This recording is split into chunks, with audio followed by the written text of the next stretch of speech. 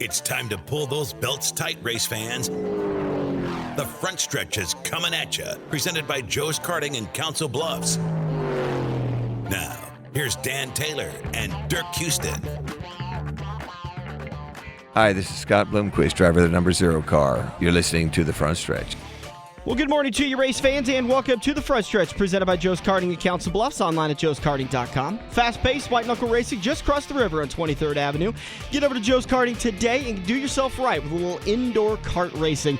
It's a little bit appropriate that Joe's Karting happens to sponsor the show, and today's race is the Sonoma Raceway, the road course, and Joe's Karting happens to be a road course. So you can kind of get an idea of what these guys are going to be going through this afternoon for today's race at Sonoma, which, by the way, kicks off at 1:30 p.m. on FS1 and PRM. Go ahead and go over to Joe's Karting, do yourself a little bit of racing, figure out what it's like, because it's one thing you're going to hear a lot of is that when they make a mistake or somebody makes them lift, it messes them up for not just that corner, but 4 or 5 corners to come. Correct. The rhythm goes away, and your momentum goes away both. So we're going to talk more about Sonoma and get you set for that. Plus, we'll do a full race recap from 2018, the race at Sonoma Raceway. We'll talk about that coming up in turn number 4. In turn 3, we're going to talk to the brother of Doug Smith. That's Dave Smith. And then in turn number 2, we're going to sit down with Mr. Excitement, Chris Abelson, who both of those guys won track championships at the Beaver.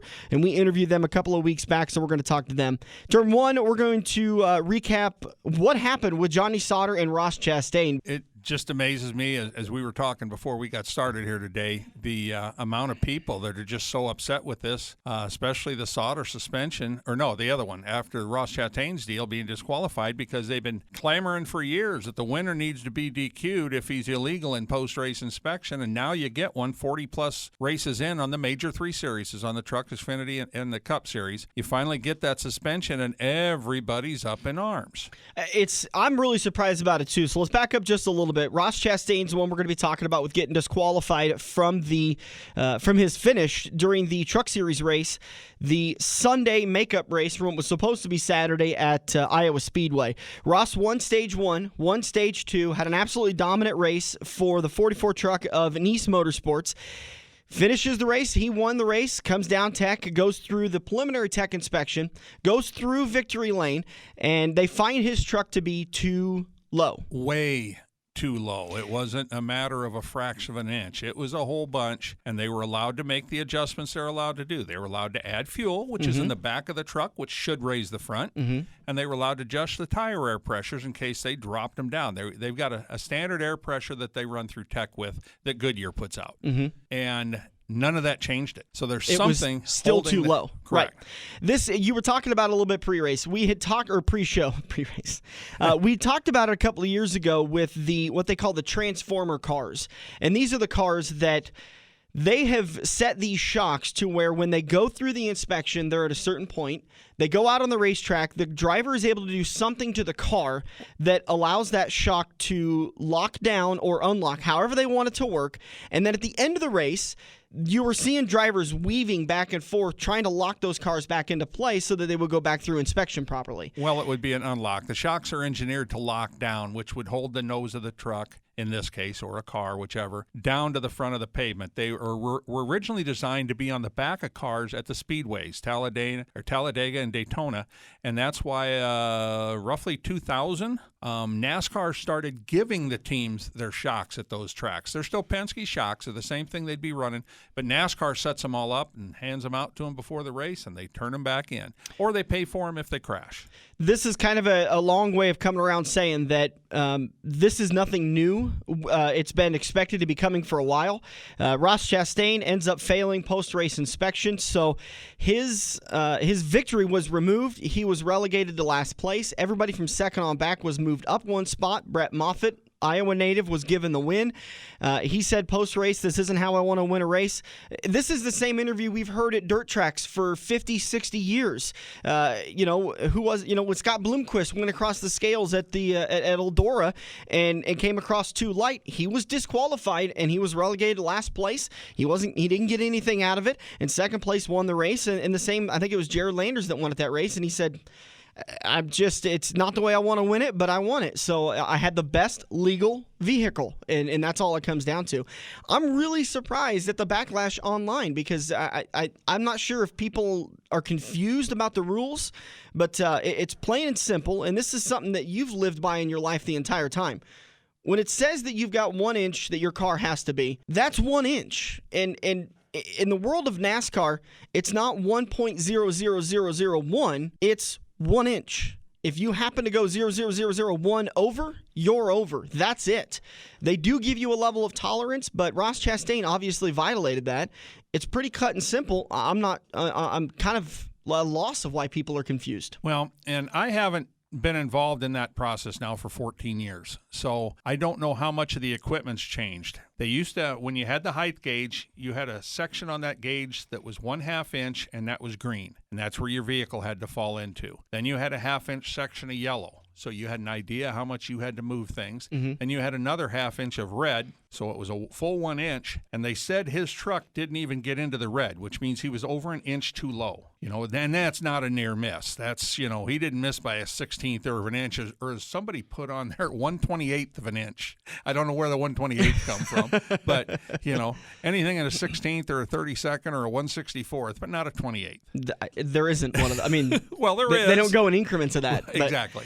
So he fails, and as a result, like we just talked about, he's relegated to a last-place finish. They did appeal the penalty on Monday. The penalty appeal process was heard on Wednesday, and NASCAR stuck with their original decision. And I believe the panel that heard it is not a panel of NASCAR officials. It's a panel of NASCAR-associated industry officials. Well, all racing industry people. Right. So they know what they're talking about. They know these tolerances in the rule book, and they upheld the penalty. So Ross lost the win, and he was relegated to last place. Lost a bunch of money, a ton of points. The points is going to be a bigger thing. I think he's got enough talent to win another race and lock him into the points, but then he's got to get into the top 20 in points, and now losing that 60 points, that's going to be real tough. Yeah, but we saw Kyle Busch go crazy a few years ago and do it. It's going to be tough, but it's something that I think Nice Motorsports is on fire right now. Ross Chastain is on fire right now. If there's any team out there that can do it, he's one of them that can get it done. And we'd love to see your comments on Facebook. I'm watching them live. Zach Ralston, buddy, you're always welcome to be on our show. Love talking to you. He said, told you guys down in Kansas we were going to have a camera up soon. It only took us almost a year. But we finally got around to it. Yeah, we lose track of time very quick. Yeah. It slips, doesn't it? The other thing on comments that I've noticed on Facebook were several comments about, well, what part was illegal? It does not matter. It's a height stick. It didn't pass, okay? Right. They're not going to have to worry about what part it is. Now, somebody says, well, they've got to have an illegal part, and they probably do. But NASCAR didn't check that particular part at this time. If they checked every part on every vehicle, they would be doing inspections every day of the week, all year round. It would take a ridiculous amount of time. And that's why typically before this, they would take first, second, sometimes third, depending on the series, and a random. So usually there was 4 vehicles that went to the R&D center. If it was a trifecta weekend, if my math is correct, that's 12 vehicles. They didn't just measure it a little bit closer, put it into some stuff. They took every bolt apart on these things. And I remember last year on NASCAR's Facebook page, you could actually watch them tearing these things down on Monday and Tuesday, deeming if every part was legal, and then releasing the information if something was illegal. And a lot of the parts they had already deemed legal at the track when they did their pre-race and post-race inspections. And they used to do a full inspection before you could even go out and practice. They no longer do that. I think they do an engine pump and a safety check.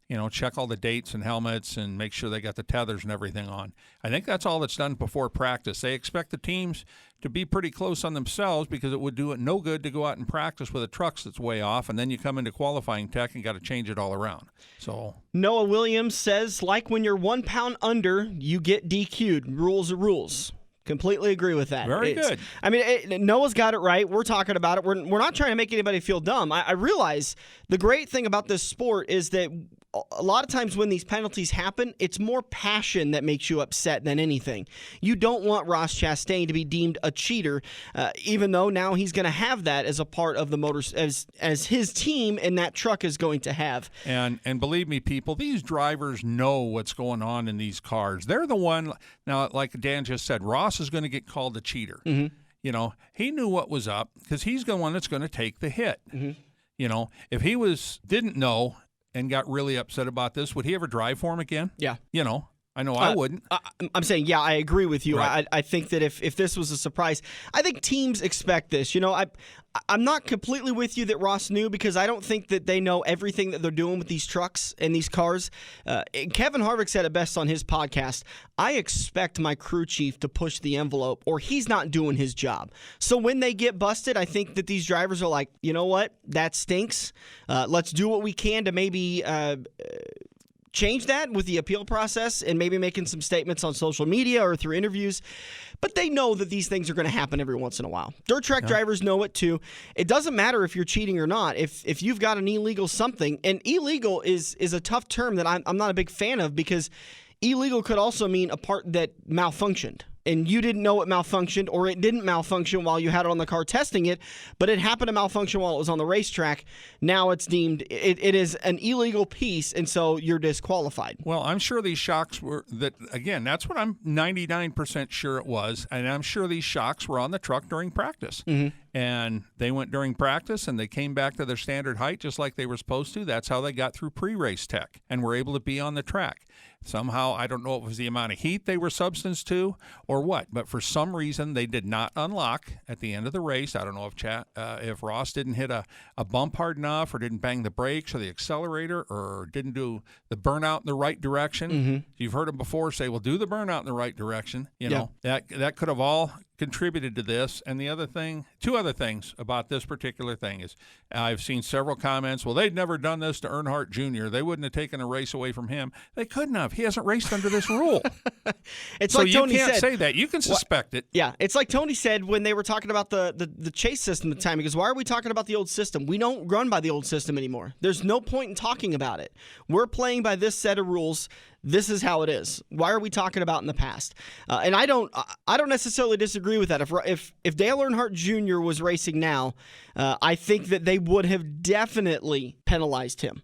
I think they absolutely would have penalized him because the last thing you can do in a sanctioning body is let other drivers get away with it. That's the best way to get drivers and teams to bow out of the sanctioning body and say, you're not playing. Everybody's not playing by the same rules, so we're done. We're not going to play in this sport anymore. I completely agree with your thought on that if Dale Earnhardt Jr. or Dale Earnhardt Sr. or Richard Petty or Darrell Waltrip, anybody would have had this issue, they would have been disqualified just like everybody else. And the other one is getting back into the post-race tech part is the fact that guys go out and do burnouts and blow the back tires off and tear up quarter panels. Mm-hmm. NASCAR is looking so hard at the pit stops on the front runners to make sure they're not tugging on a panel here or tugging on a panel there. Mm-hmm. So it's a non-issue. Well, they have that eyeball system now where you can videotape and go back and watch every bit of the pit stop, and you can see it from multiple angles because I think they said there was somewhere around 20 cameras going viewing down pit road. Every driver has their own. I think on the Cup Series, it can see 2 or 3 cars at once. But it's you can't get away with this stuff anymore. And so it's a non-issue. Yeah. You want to make it an issue. You think it's an issue, but it's a non-issue. Jared Jackson, how you doing, buddy? Good to have you on the show. Thanks for following us along. Zach Rolston again says, as a mechanic and a crew chief, you know when you're lowering the car too much during the pit stop. You know when that's happening. Well, it's tough to lower the front as far as this one was lowered by adjusting the back. And the hood never came up on the 44 during the race to adjust it in the front. So, and I mean, I know Zach's been around the racing program a long time. He's probably heard of the shock tricks that I, kind of been referring to. Yeah. But they've been around for 20 plus years. But it's kind of new stuff to the front end. It was always something on the back, but they've started doing it in the front. I'd almost be willing to bet the top 10 trucks all had the same type of shocks, but the others all rebounded correctly, just like Ross has had after practice. And so the ones that went through the inspection sticks were fine. All of you that are following along on Facebook Live, we'd love to hear your opinion on the Ross Chastain situation. We're going to move on to Johnny Sauter, but I will come back to the opinions later on in the turn if we have the opportunity and if there are questions. So the Johnny Sauter one seems to be the one that has exploded the most. And again, I'm a little baffled by it, although I can give people a little bit more of a pass because I think this is an opinion issue as to where Ross Chastain's is a technical issue, which is more cut and dry. So Johnny Sauter, later on in the race, in the Truck Series race at Iowa Speedway, makes contact with another truck, comes back around under caution, and spins the guy sideways so that the front of the truck is facing towards the infield, and then Sauter comes back and hits him in the door again. I don't think it was a hard hit that second time, but at that point, his fate was sealed. NASCAR immediately sat him down after that race, or pulled him out of that race, said, "You're done for the night," just like they did with Kyle Busch at Texas years ago. And on Monday, they announced that Johnny Sauter was going to be suspended for one race. He's not allowed to race in the Truck Series race. And people are a little bit upset with this because they feel like this shouldn't have been a suspension type of penalty. Well, they already had the precedent. It was a driver wrecking another driver as retaliation during the race under caution. That's the key. Everybody says, well, what about Boyer and Newman that just happened at the All-Star race? It was after the race. We see it all the time after the race with no penalties. Just, hey, they got put on probation. They got to be good for the next 6 months. Right. After the race and during the race are two different things. Kyle Busch, at the time, I remember Mike Helton saying that the suspension was 2 races because they had some other stuff that Kyle had been kind of doing, and there was stuff building up. Was he already on probation? No, I don't think he was at that time. But he was having issues. They were getting a little frustrated with him. Correct. And they needed to send a statement. And the other thing that I would have thought that was a no-brainer is the fact that he was driving down out of the Cup Series into the Truck Series where he owns trucks.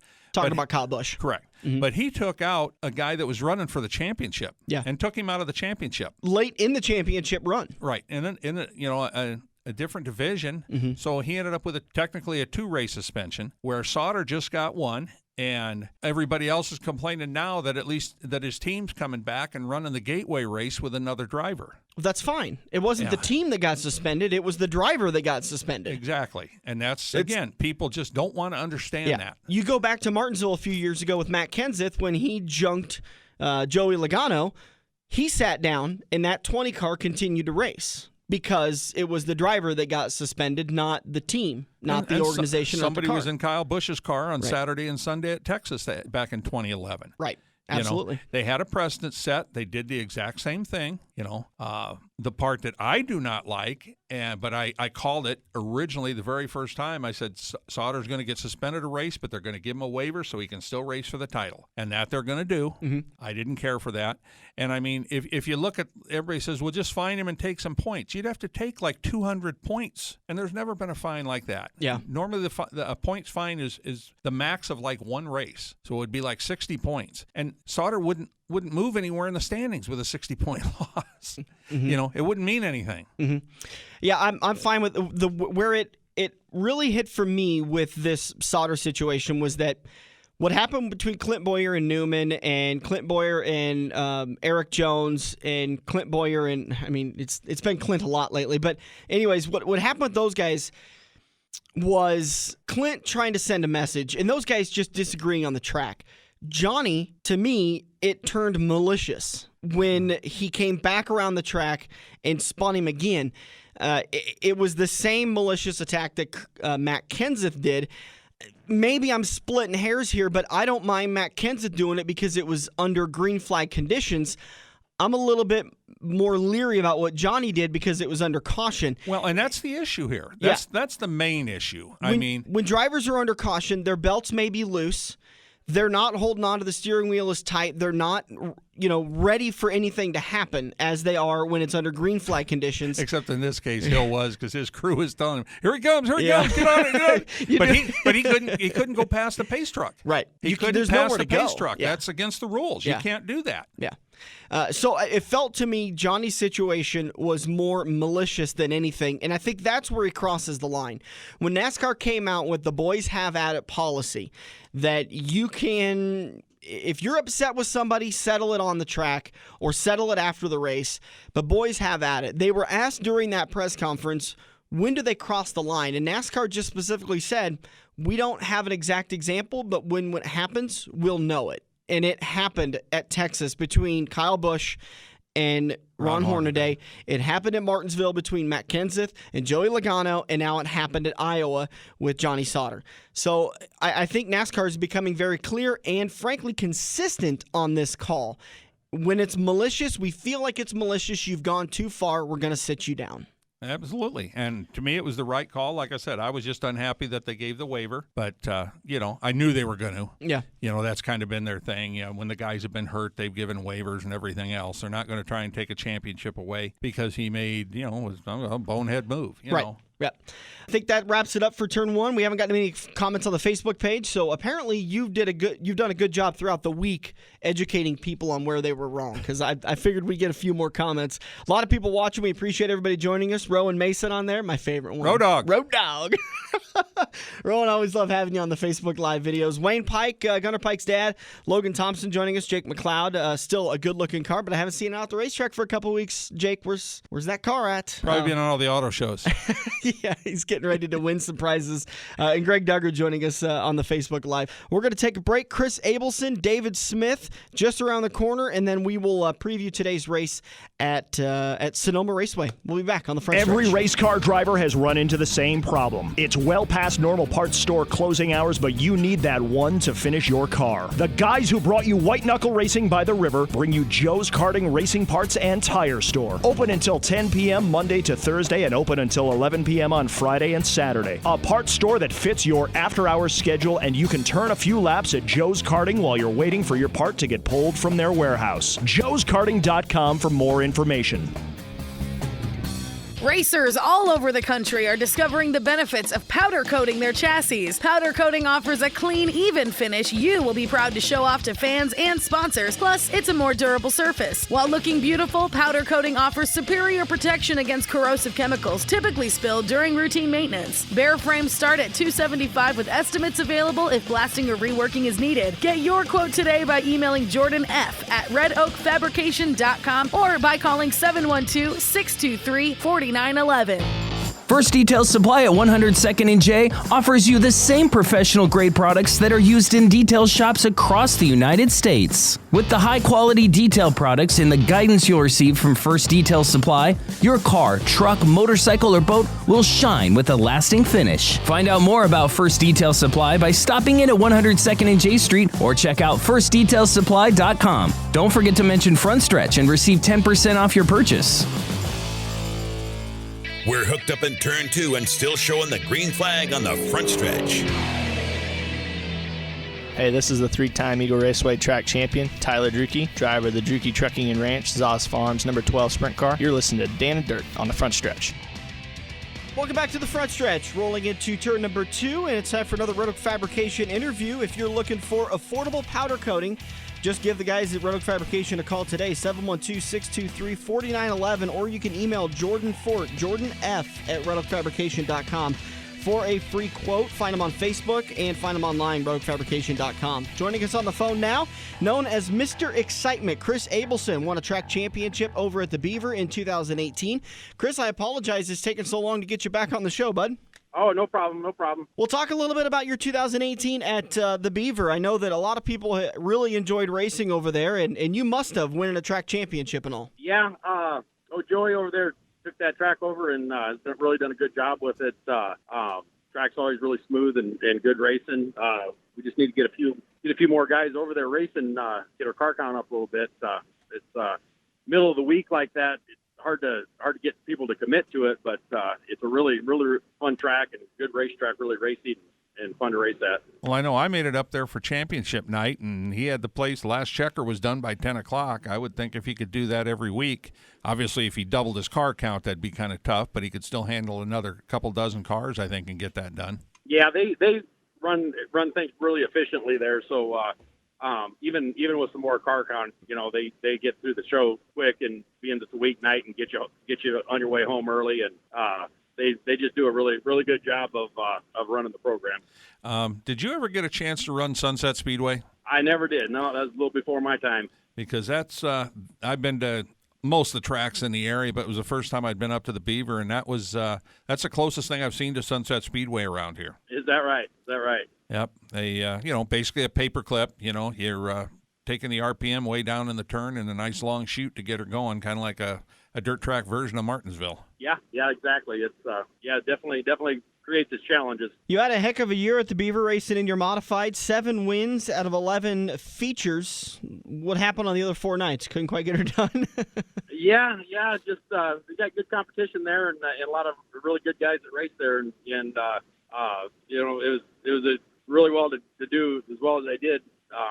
Like I said, we got Corey Drips and Todd Bower and a bunch of other guys that race there, and really makes for good racing. Harvey Vanderweerd.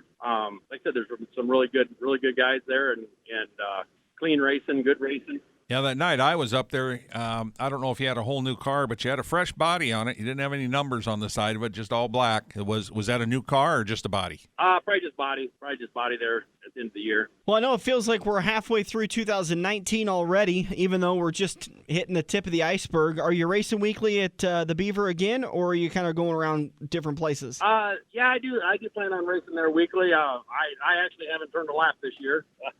I'm just getting going myself. So, but they get kind of a little bit later start, so which has worked out well. So, yeah, I'm looking forward to being there opening night and racing the full season there. You going to be down at I-80 for the Charlie Clark? I believe so. Yep, I'm planning on it right at this point anyway. So as long as everything goes right, we plan to be there. I haven't found a modified driver that does not like that race. Yeah, Charlie, I know him personally. He's a great guy. Really did well for our sport, and he's greatly missed by a lot of people. So I know you race every once in a while. You jump into a sport modified and do a little bit of running. Are you planning on doing that again, or are you going to stick with the modified? Possibly. I have a few deals in the works on driving a sport mod here and there on some specials, but primarily just focus on the modified. Okay. Other than Buena Vista, I know you usually like to race weekly at a couple of different tracks. Where are you thinking about? I think I'm going to do Park Jefferson just because it's real close to home, and race Buena Vista there, and then going to do the Dirt Night Tour. Try to hit all them races on that Dirt Night Tour this year. So that's kind of the plan as of now. Well, good deal. All right. Any big races you're planning on hitting outside of the Midwest? Maybe going down south to Arizona, or? I'm not really sure. We did the Batesville Speedway there in Arkansas last year. May do that again at the end of the year. Other than that, I don't go out to Vegas in November usually. But other than that, that's kind of all we got on schedule for now. But that could change too, just depending on how things going and what's going on. Yeah, it's not that long a haul up to Clear Lake, up there to Wisconsin. Yeah, that's not out of the question either. That's like I said, it's kind of see how things get started and get rolling here and go from there. Up there in your neck of the woods, have you heard anything about Raceway Park or Interstate Speedway, whatever you want to call it? Anybody pick that up? Actually, Steve Corriley raced in the past and has a roofing business and does real well. My understanding is he's gonna take it over and try to get it open maybe by the 26th is what I've heard. So no sanctioning for this year, but he runs it this year, and then I think he'll be able to be sanctioned next year. So just kind of get his feet wet there a little bit and get it started and see how that goes. I'll go there and support him for sure. Just nice to have them tracks like that close to home. You've done a lot with a pretty seasoned guy racing around at many different types of tracks, many different types of cars, sanctioning bodies. Would you ever consider doing any kind of a touring series, promoting it, running it, or running a track or anything like that? Possibly at some point. Life's too hectic right at this point to be able to commit to something like that. But I wouldn't be opposed to that. Doing something like that in the the future. I know Corey Drips, a friend of mine, that's taken over Vinton Speedway, and me and him had talked a little bit about that. Just especially when as your racing career winds down and you're looking for something different. A little different challenge, a little way to give back to the sport that that you've loved and put so much into. The promoting or that type of thing really isn't a bad route to go. I see on your racing page, Chris Abelson Racing on the Facebook page, you have some T-shirts for sale. Is there still some in stock, or are you waiting for the old storeroom to get refilled? Oh no, we usually got quite a bit of that stuff on hand for anybody that needs one. So Okay. I know we have quite a few yet. So Good deal. Driver of the 1X machine, the modified throughout the area. Once he gets off his butt and gets his car going, we'll be able to see him at a dirt track sometime soon. It's easy for me to say. I don't have to build and maintain these things, huh? Exactly. A lot of work goes into them. Yep. Yeah, Dan's still all giggly because he actually won a go-kart race the other night. So Well, congratulations. He's thinking about a professional driving career now. Watch out. I'm coming for you, Chris. There you go. We welcome the competition. He's known as Mr. Excitement. You don't need to know why, anything other than standing in your seat when he's out there racing, because he's going to get you excited. Chris Abelson, thanks a lot for coming on the show. We'll make it a lot sooner. We have you on next time, all right? Okay, sounds good. Thanks, guys. You take care. Thank you. You too. Have a good night. Bye. Bye. You too. Bye. Once again, that was Chris Abelson, driver of the 1X Modified. He also drives the Sport Mod throughout the area, races Razor chassis, and you can find him on Facebook, Chris Abelson Racing. Pretty easy stuff to find him there. Good guy. Always liked watching him race. He kind of lean on somebody every once in a while. You know, it's a modified. Yeah, we were having this conversation a couple of nights ago, I think, with Luke Cochran and Chris Morris at Quaker Steak and Lube, and we were talking about there's so many different ends of the spectrum when it comes to racing. You've got your Mark Martins, which probably should have won a couple of championships, but he was a little bit too nice. And then you have your guys like Kyle Busch and Kurt Busch, who probably would have a couple of more championships to their credit if they'd have been a little bit more nice. I think Chris is probably in that 60% aggressive margin, where he's got enough aggression and he knows when to lift, but he'll move somebody if he has to, and that's always exciting for fans to watch. It's not exciting for drivers to experience. I'll tell you, there's a lot of guys in the pits that don't like racing next to him, because if you're in the way, he'll move you. But I certainly enjoyed watching him race, so I apologize for taking so long to get him on the show. Yeah, we'll have to do it again sooner. Just think about the other guy they call Mr. Excitement, some guy by the name of Jimmy Spencer. Yeah. So, you know where this is all headed. That guy. I'm so glad he's not around anymore.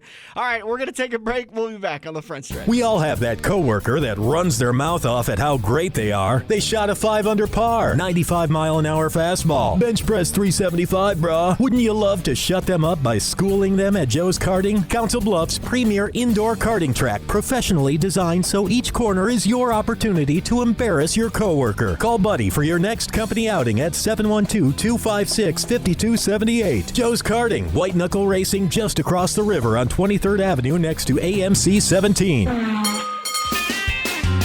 you love wings, if you love rings, and all kinds of other tempting things, great times, great food, get to Quaker Steak and Lube. Quaker Steak and Lube is the official watering hole of the front stretch and the home of MAV TV, featuring action from the Lucas Oil Late Model Series. Great times, great food, get to Quaker Steak and Lube. Located on Mid-America Drive in Council Bluffs. Feather the brake and get back to the gas. Dan and Dirk are headed into turn 3 on the front stretch. Hi, Dave Despain with MAV TV, which is your television destination if you're looking for motorsports. Radio, you found it. You're listening to the front stretch. Welcome back into the front stretch. It's time to have a conversation with another track champion from 2018, brought to you by Red Oak Fabrication.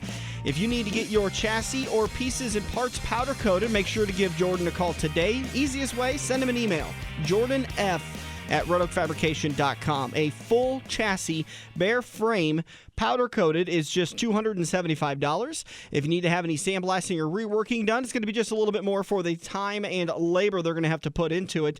But like I said, just send them an email, jordanf@redoakfabrication.com. You can find them at the intersection of Highway 34 and Highway 48 in good old Red Oak, Iowa. Joining us on the phone now, 2018 stock car champion at Buena Vista Raceway. That is David Smith. How you doing, sir? Good.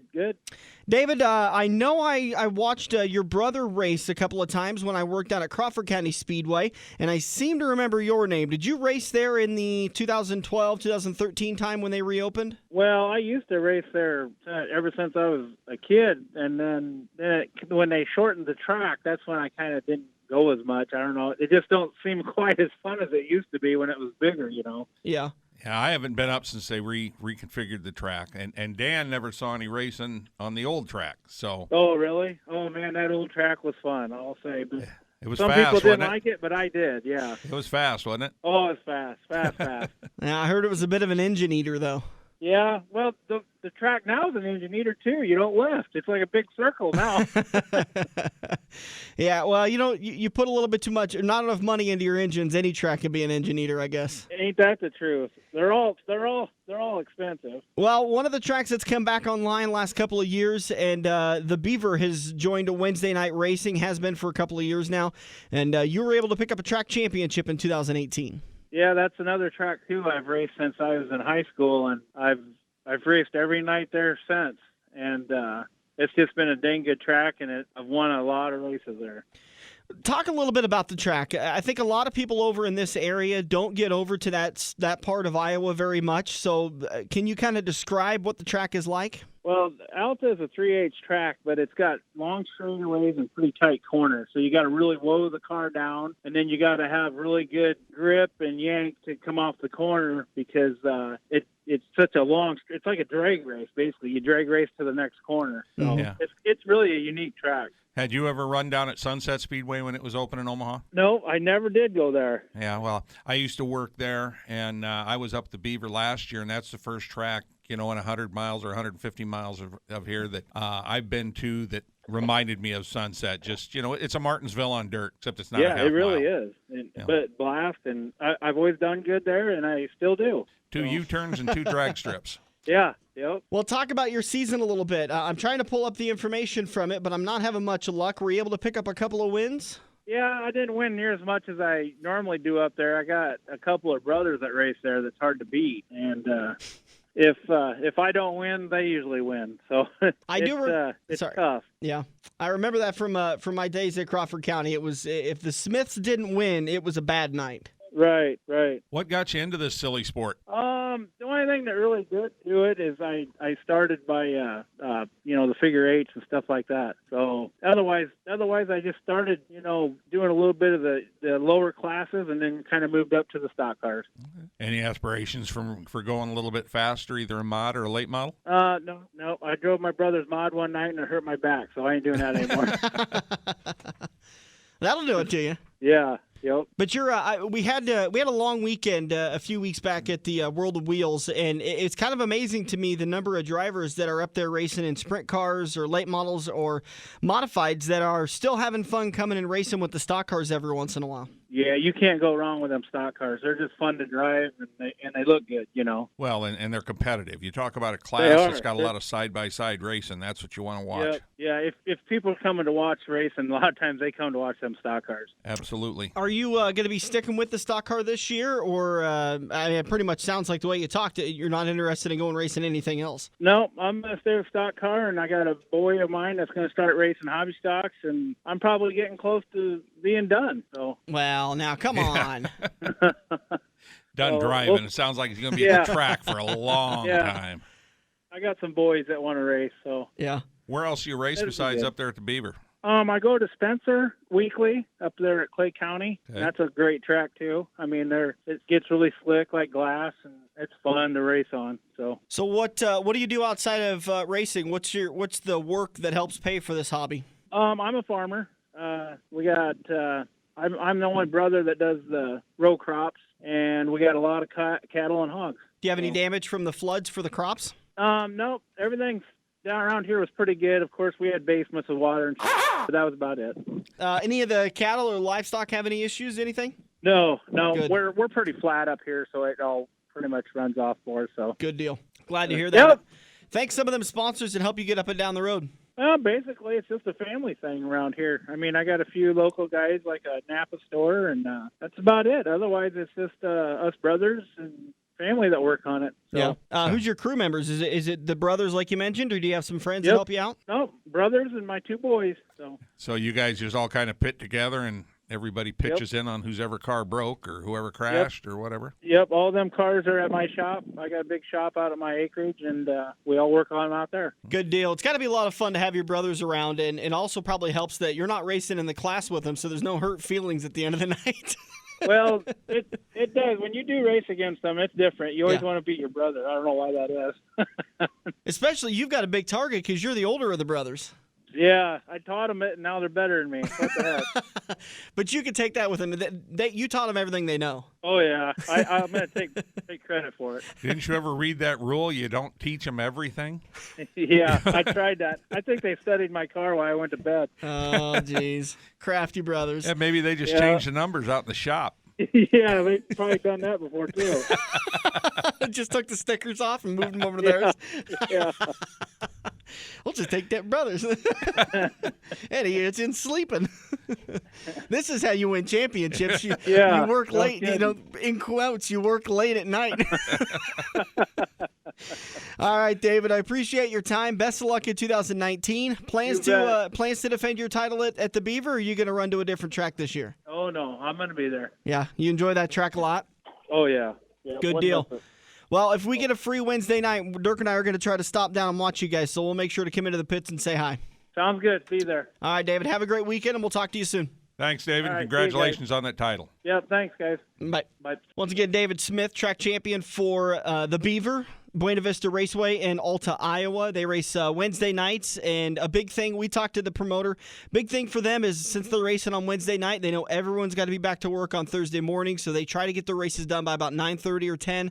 Now, you know how these drivers can get. Every once in a while, they go a little bit later, but they do have a time on it that they have to get the races done, so they'll cut a race short, or they'll do what they have to get you out of there so you can get home in time and get into bed so you can get up to work and not be dragging too much the next morning. Well, the one time I went, they started promptly at 7 and they finished. It was like 5 after 10. Yeah. And there's a little bit of beer drinking going on. Of course. And we hung around, talked to a few guys.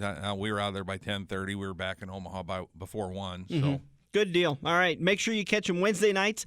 Buena Vista Raceway on Facebook. Follow them. They've got new gear that they're selling, new T-shirts. Look like construction shirts. So really cool stuff. And make sure you check them out and support them. David Smith, track champion for the stock cars. Well, we're going to take a break. We'll be back on the front stretch. First Detail Supply at 102nd and J offers you the same professional-grade products that are used in detail shops across the United States. With the high-quality detail products and the guidance you'll receive from First Detail Supply, your car, truck, motorcycle, or boat will shine with a lasting finish. Find out more about First Detail Supply by stopping in at 102nd and J Street or check out firstdetailsupply.com. Don't forget to mention Front Stretch and receive 10% off your purchase. Racers all over the country are discovering the benefits of powder coating their chassis. Powder coating offers a clean, even finish you will be proud to show off to fans and sponsors. Plus, it's a more durable surface. While looking beautiful, powder coating offers superior protection against corrosive chemicals typically spilled during routine maintenance. Bare frames start at $275 with estimates available if blasting or reworking is needed. Get your quote today by emailing Jordan F. at redoakfabrication.com or by calling 712-623-4911. Hey, look at that. You're sitting on your couch playing Halo, Madden, or NASCAR while your friends are at Joe's Karting. Each lap is an adrenaline-filled, heart-pumping, white-knuckle experience that you can only get at the Metro's largest indoor karting track. Eco-friendly Honda engines rip you around the professionally designed road course at breakneck speeds. Can you reach the 14-second lap bracket? There's only one way to find out. Put the controller down and get to Joe's Karting, 23rd Avenue in Council Bluffs next to Quaker Steak and Lube. It's checkers or wreckers as we enter turn 4 on the front stretch, presented by Joe's Karting in Council Bluffs. Hi, this is Brad Keselowski, 2012 NASCAR Sprint Cup champion, and you're listening to The Front Stretch. Welcome back to the front stretch, rolling into turn number 4, just about ready to wrap this baby up. Brought to you by Quaker Steak and Lube, the official watering hole of the front stretch, and the home of eventual Tuesday night cornhole tournament. I joked with Chris, the owner of Quaker Steak, that I've got a new business proposition. We're going to go to Africa, into South America, maybe even to some of the deserts over to Vegas and area. And anybody that needs it to rain, we will schedule a cornhole tournament on that day. And then the rain will come. How about just going out to California when they got a fire? We could do that. We'll get some money out of it. Obviously, they're going to pay us for our time and our abilities to bring the rain. But the cornhole tournament scheduled for tomorrow at Quaker Steak and Lube. I know it's a Tuesday night thing, but we moved it over to a Monday night because it had a less chance of rain. So we'll see how that goes. And then Tuesday night, all you can eat wings, $14.50. I think I'm going to try that Atomic Challenge one of these nights. If we get to do a cornhole tournament on that Tuesday night, I'm going to try that Atomic Challenge. I've heard I've been trying some hotter sauces since I've gotten back from Mexico, and I think I can do it. Go for it. I'll come there and put it on live. I asked the waiter if I could have a glass of milk, and they said, no, you cannot have a glass of milk. I wonder if it'll be hotter than that buffalo chicken wrap at Kansas we had that without year. a doubt. They didn't make you sign a release form to put that thing in your hands. They might have. No, they might have needed to. They might have needed to, but they didn't. That was hot. Anyways. You got to sign that release form to pick these wings up. If it's going to hurt my calloused hands, it's going to destroy my mouth and throat. Get so over to Quaker Steak and Lube for all the NASCAR action today. Coverage is on FS1 and PRN at 1:30 today. Make sure your picks for both the season-long contest and the 5-week contest are in on time so you don't miss out on any points. And by the way, last week I had several people contacting me. When's Dan putting out the stat pack? When's Dan? There is no race this week, folks. I've been pretty bad about that, haven't I? Getting the stat pack out on time, but doing the race recaps, I've been terrible about it since the race recaps have been terrible. But you've been getting the stat pack out. And also, is July 9th a new schedule for the Tracy Weber Challenge, the remake? I don't know if when we're gonna do that again. The trouble is that we have our cornhole tournament at Quaker Steak and Lube is scheduled for that same night, so I got to be over at Quaker Steak to run that thing. So I don't. We're going to switch it to Mondays. Well, just this one we're going to switch to. Hopefully, it stops raining one of these weeks, and we get some dry conditions, and we can dry out a little bit, and get to doing some more racing and doing the cornhole. But we'll see what happens there. We'll put it up on Facebook when we do it. All right, let's talk about today's race at Sonoma. It's the final race for FS1's broadcast partnership with NASCAR in 2019, which means it is Darrell Waltrip's final race in the broadcast booth. Boogity, boogity, boogity. It's going to be history. For the final time. Unless somebody takes it. I have a feeling he'll be talking a lot about what he's done and his accomplishments. And there's already been a couple paint schemes. Yeah. Dedicated to him. The one that Ricky Stenhouse has done, I think, was his advanced auto parts scheme. Towards the end of his career, it's a good looking car, real good looking car. Yeah, really cool stuff for today and promoting for Darrell Waltrip. I may not like the guy, but you got to give him credit for what he's done. He has definitely moved the needle on this sport. He was a lightning rod when he was driving, and people either loved him or hated him. Called him Jaws because he wouldn't shut up. And they've watched him regardless, and he was an incredibly talented driver, still is probably an incredibly talented driver. I'm just going to be excited to see what Fox Sports does to from now on for broadcasting in the 2020 season. They have said that they have no plans to replace Darrell in the booth, so it sounds like it's going to be a 2-person booth with roaming reporters down in the pits for the time being. So we'll see how that all kind of lays out. But NBC taking over next Saturday night with the race at Chicagoland. Next Sunday with the race at Chicagoland.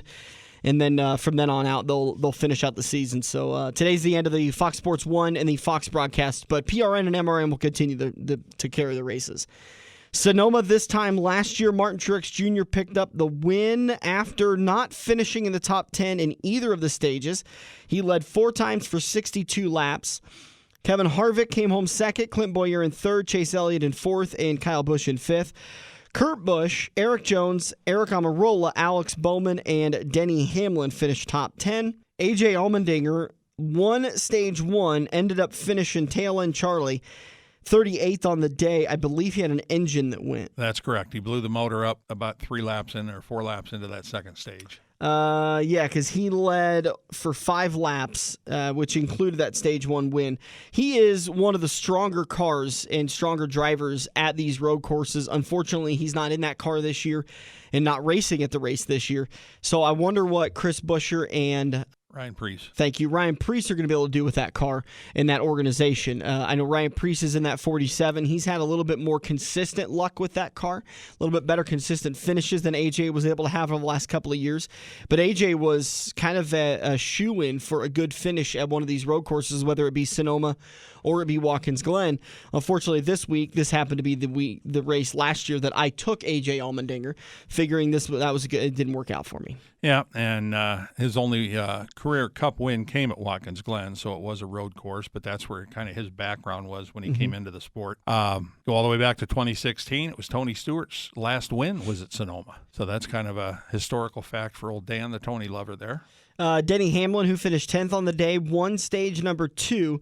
The big points getter for the day ended up being Chase Elliott, who finished 4th in stage 1, 2nd in stage 2, and 4th on the day, walked away with 49 points on the day. So Chase Elliott with a good run.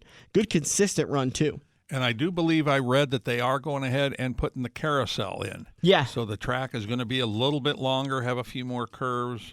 It does create 2 more passing zones, so that could really liven up the race a little bit. But that's the thing where, things seem kind of screwed up through the segments last year. People got on different pit strategies. Yeah, you really got to pay attention to what's going on. I mean, not only just watch the race, but keep active listening with the reports from pit road and what the commentators are saying, because there's going to be 5 or 6 different strategies that teams are going to go with on this race. And it'll be...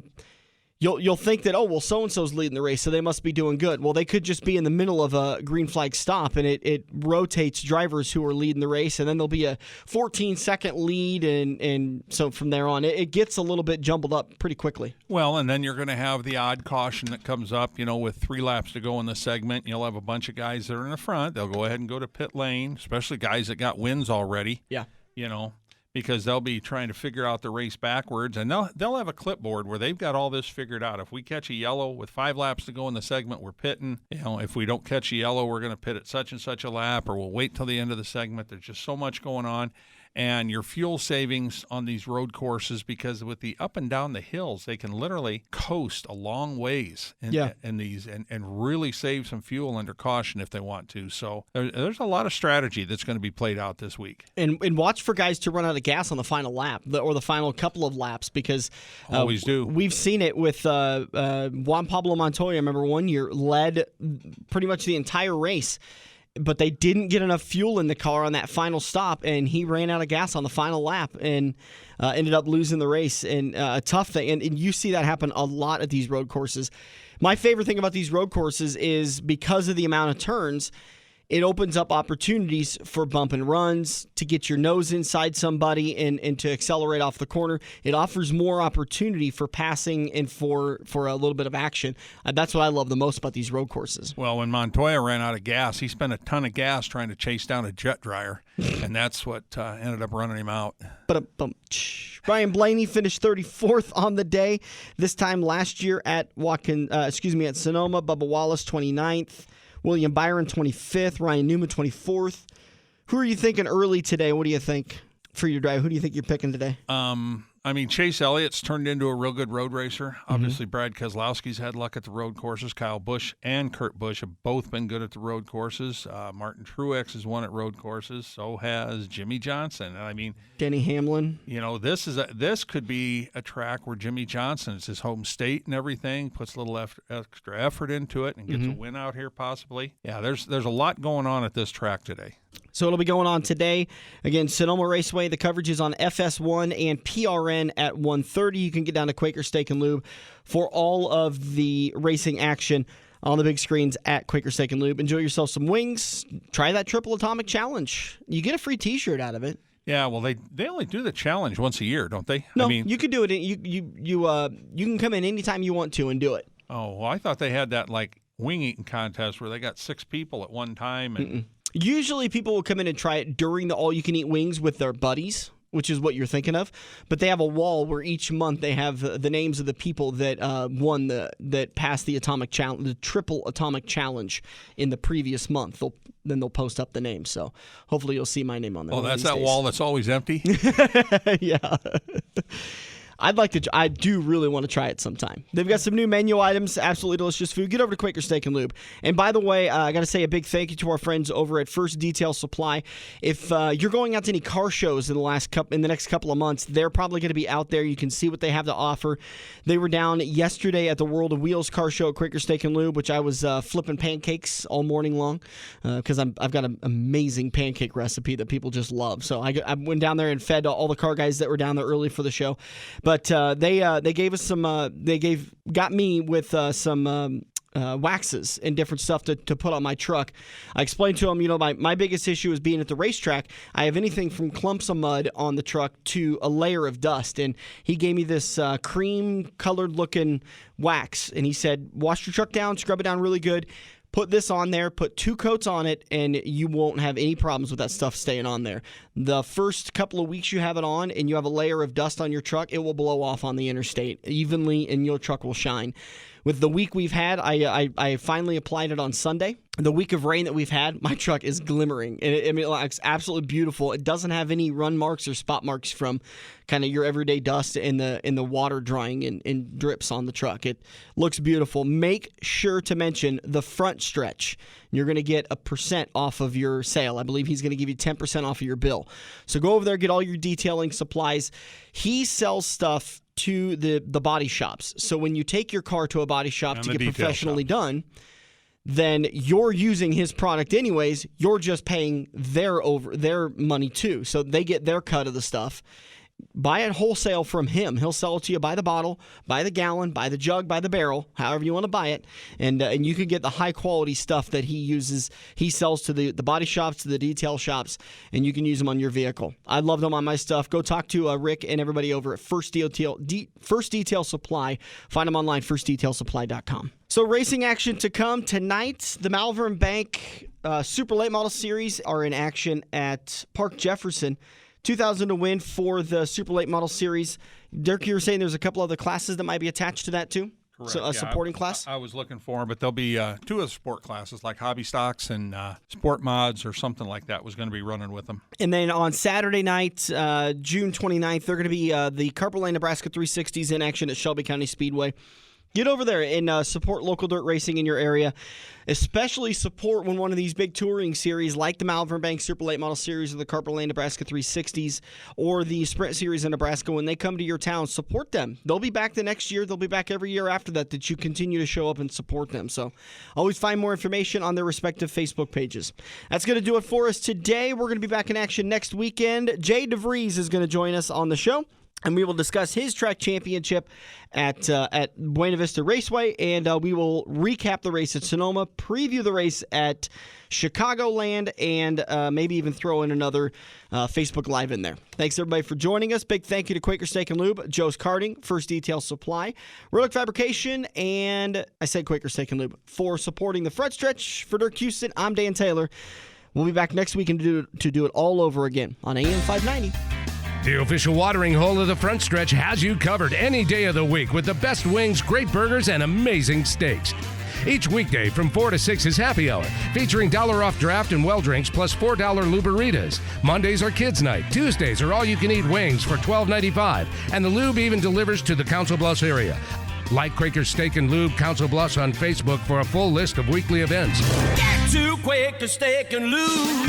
Mid-America Drive, Council Bluffs. Every race car driver has run into the same problem. It's well past normal parts store closing hours, but you need that one to finish your car. The guys who brought you White Knuckle Racing by the River bring you Joe's Karting Racing Parts and Tire Store. Open until 10 p.m. Monday to Thursday and open until 11 p.m. on Friday and Saturday. A parts store that fits your after-hours schedule, and you can turn a few laps at Joe's Karting while you're waiting for your part to get pulled from their warehouse. joeskarting.com for more information.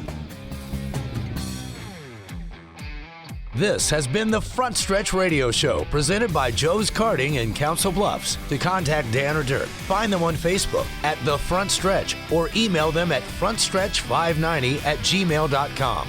If you missed any part of today's show or want to hear a previous show, subscribe to the Joe's Karting YouTube page, where you can find almost every Front Stretch show.